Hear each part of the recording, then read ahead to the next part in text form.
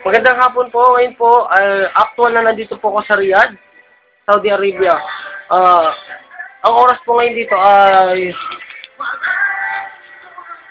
mag-alas 2 ng hapon. Advance po kasi ang relo namin ng 10 minutes. So, 10 minutes before, may nangyari po kakaiba. First time ko lang po sa within 1 year na nandito na ako sa Riyadh. First time ko lang po na nakita ang umpisa ng sandstorm. First time ko lang po nakita na nag-start ang sandstorm. Ang bilis po niya siguro seconds lang po, within a minute, nakalapit na po siya dito sa layo na yun. Akala ko po ulan, pero kumakalat po yung brown ang nakikita ko po sa langit. Sayang nga po, hindi ko po naumpisahan kunan yung paglapit ng dictionary namin kasi nagkuha po ako ng mga sinampay. So, lalabas po tayo ngayon para ipakita ko sa inyo sa Pilipinas kung anong actual na itsura po ng sandstorm.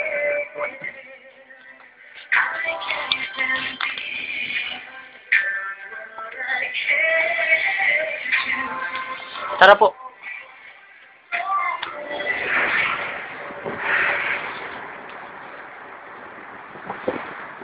Akit po tayo dito sa pinaka-rooftop para po makita natin kung gaano talaga ano yung epekto ng sandstorm. Ayan.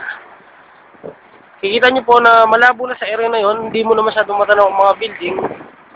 Yung pong area na yon, kitang-kita ko po yung lakas ng sandstorm.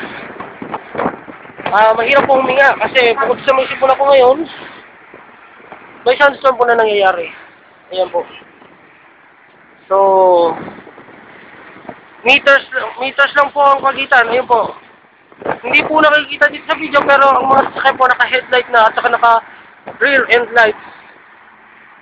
Kasi sobra pong dilim ng paligid. Hindi naman po madilim na madilim pero napakalabo po. Na ayan po. Masakit po sa mata yung kabok pero i-document ko po para sa inyo. So, ito po ang senyales. Kung hindi po ulan, ito, sandstorm, ang senyales ng mga pagbabago dito, ng pagbabago ng dalawang klaseng klima dito sa Riyadh. Dalawa lang po ang klima dito sa Riyadh. Isang taglamig, isang tag-init. Pag nagtag-init po, sobrang init. Pag nagtaglamig, sobrang lamig. So, yung araw po, dim. Kasi, wala ka pong matatanaw. Kung makikita nyo, kung natatandaan nyo po yung mga ibang video po, na may shot dito sa area namin, tanaw mo po ang paligid.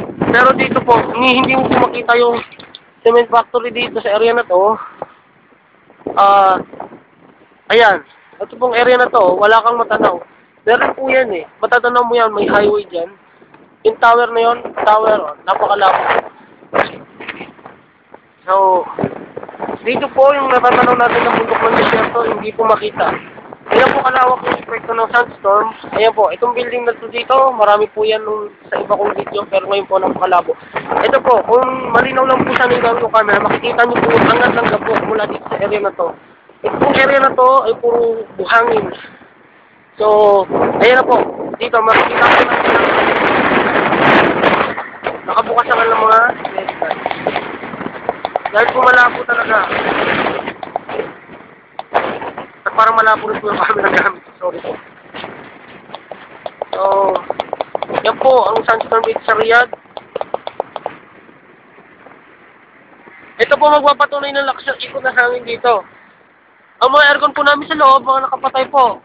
Pero dahil sa lakas ng hangin ng dala ng sandstorm, umiikot po siya ng mabilis. Ayan po. Malamig po yung hangin na binubuga. Ito na po yung dala ng taglamig. So, wala po rin po magana, napakalabo. So, papasok na po ako kasi baka mag-gas ako dahil sa kabok.